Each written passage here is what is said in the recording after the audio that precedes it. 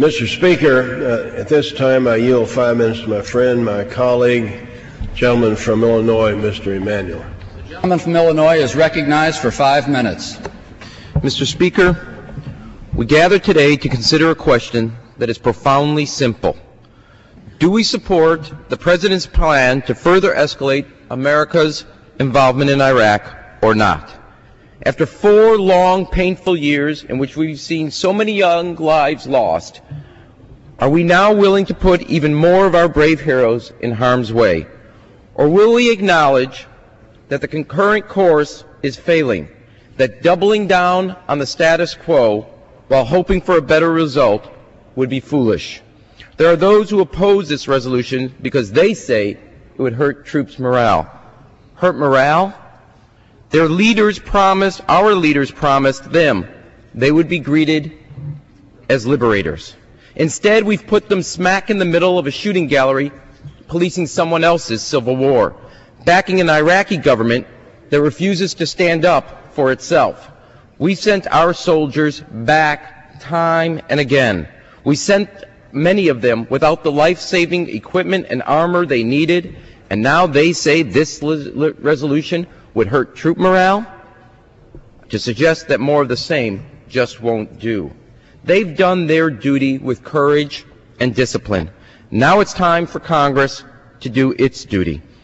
They deserve not to be sacrificed in the furtherance of a policy that failed for the last 4 years. From the beginning, this war has been a saga of miscalculations, mistakes, and misjudgments for which America will pay in many ways for years to come.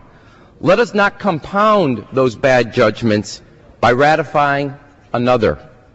The President assures us that this escalation of war is the most promising path to a more peaceful Iraq. For the past 5 years, we've accepted the President's assurances on Iraq, only to learn that the facts on the ground belied his aggressive assertions and rosy rhetoric. We accepted his assurances that the presence of weapons of mass destruction and Saddam's links to al-Qaeda. We authorized a war on that basis, only to learn that much of what we were told simply wasn't true. Against stern warnings, we accepted his assurances and those of the Vice President that a post-Saddam Iraq would welcome our presence and overcome deeply ingrained sectarian differences. It simply wasn't true.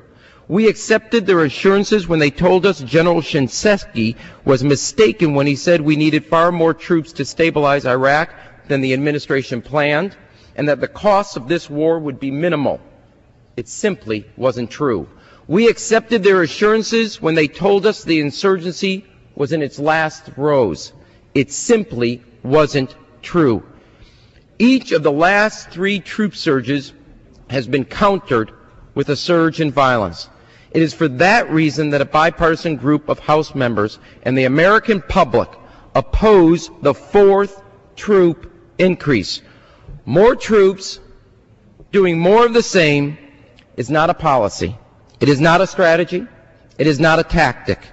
It is the status quo plus. The time is past for accepting this administration's assurances at face value. The human cost of its repeated assurances is too great.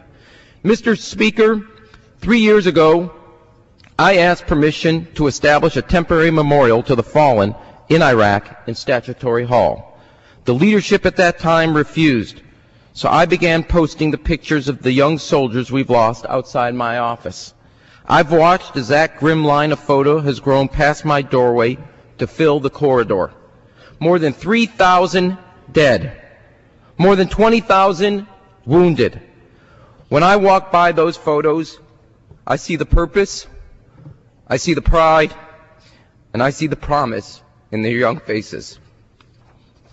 They were sons and daughters, husbands and wives, mothers and fathers who will never see their kids grow up. I ask you, how long must this grim line of photographs grow before we acknowledge that this policy is not working?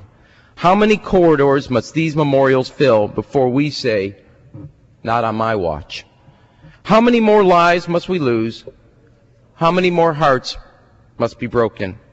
It is time for this Congress to tell President Bush that his assurances are not enough. This escalation does not mean stability in Iraq. It will mean more loss and more photographs in the corridor.